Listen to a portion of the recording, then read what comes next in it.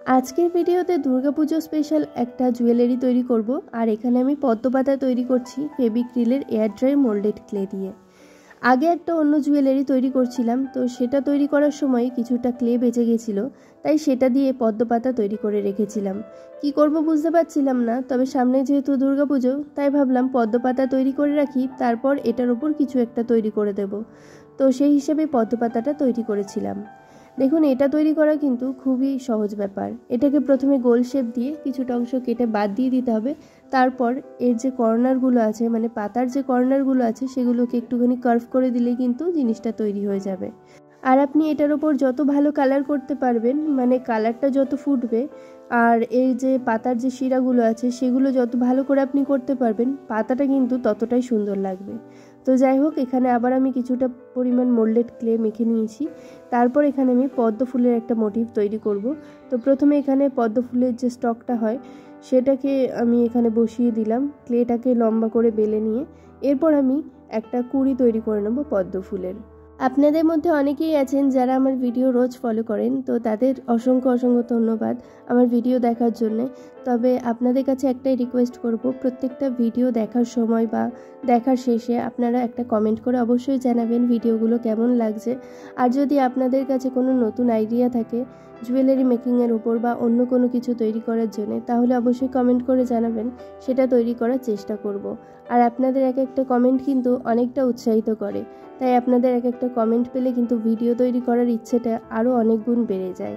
আর ভিডিওটা ভালো লাগলে একটা লাইক করে দেবেন, তাহলে অনেকটা ভালো লাগবে ভিডিও তৈরি করতে। আর যারা নতুন ভিউয়ার্স আছেন তারা পরবর্তী ভিডিও পাওয়ার জন্য অবশ্যই কিন্তু সাবস্ক্রাইব করে পাশে থাকা বেল আইকনটা প্রেস করে দেবেন, তাহলে আপনাদের কাছে পরবর্তী ভিডিও নোটিফিকেশান সহজেই পৌঁছে যাবে। আর নোটিফিকেশান বেলটা যদি অল না করা থাকে তাহলে কিন্তু সাবস্ক্রাইব করলেও আপনাদের কাছে নোটিফিকেশান যাবে না। তো এখানে কিন্তু কিছুটা পরিমাণ ক্লে বেলে নিয়ে এভাবে ছোট ছোট করে আমি টুকরো করে নিলাম। আর প্রত্যেকটা সাইজ কিন্তু একই রেখেছি, যাতে প্রত্যেকটা পাপড়ির সাইজ একই রকম হয়। এভাবে করে নিলে কিন্তু পাপড়ি ছোট বড় হবে না। তো প্রথমে একটা পাপড়ি তৈরি করে নিচ্ছি, নিয়ে সেটাকে বসিয়ে দিচ্ছি। পাপড়ির একটা সাইড আমি এখানে দাগ দিয়ে নিচ্ছি, মানে ব্লেড দিয়ে এরকমভাবে দাগ দিয়ে দিচ্ছি। কিন্তু যেগুলো কার্ভ করে বসাবো সেগুলো দুটো সাইডেই কিন্তু দাগ দিয়ে নিতে হবে, তাহলে যে সাইডটা বাইরের দিকে থাকবে সেটাকেও দেখতে ভালো লাগবে, আর ভেতরের দিকে থাকলে সেটাকেও দেখতে ভালো লাগবে। আর এখানে দেখুন পদ্ম ফুলটা প্রায় তৈরি হয়ে গেছে। আর এটা বুঝতে পারছিলাম না যে পাপড়ির কালারটা কি করব পদ্ম ফুলের, তো শেষে কিন্তু পার্পেল কালার করেছি। আপনারা চাইলে ইয়েলো বা পার্পেল করতে পারেন। পিঙ্ক কালারটা এখন খুবই কমন হয়ে গেছে, তাই আর পিঙ্ক কালারটা করলাম না, এখানে পার্পেল কালার করেছি আর ভেতরে ইয়েলো কালার ব্যবহার করেছি। আপনারা চাইলে কিন্তু পুরোটা ইয়েলো করে ভেতরের দিকে অন্য কোনো একটা কালার ইউজ করতে পারেন, তাতেও কিন্তু সুন্দর লাগবে। তো যাই হোক, এবার আমি ইয়াররিংসটা তৈরি করে নেব। ইয়াররিংসটা কিন্তু একদমই সিম্পল, যেরকমভাবে আমি লকেটের পদ্মপাতাটা তৈরি করেছি একই রকমভাবে ইয়াররিংয়ের কিন্তু পদ্মপাতাটা তৈরি করে এর ওপর একটা কুঁড়ি তৈরি করে বসিয়ে দেব। ক্লে দিয়ে কাজ করার সময় কিন্তু খুবই মেপে কাজ করি আমি, মানে যতটুকু প্রয়োজন ঠিক ততটুকু ক্লেই আমি ইউজ করার চেষ্টা করি।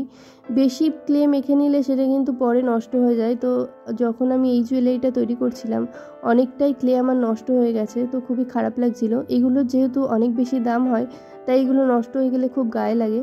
তো যাই হোক, আমি এছাড়াও কিন্তু হোমমেড একটা ক্লের ভিডিও করেছি, আপনারা চাইলে সেই ক্লেটা ইউজ করেও কিন্তু জিনিসগুলো তৈরি করতে পারেন।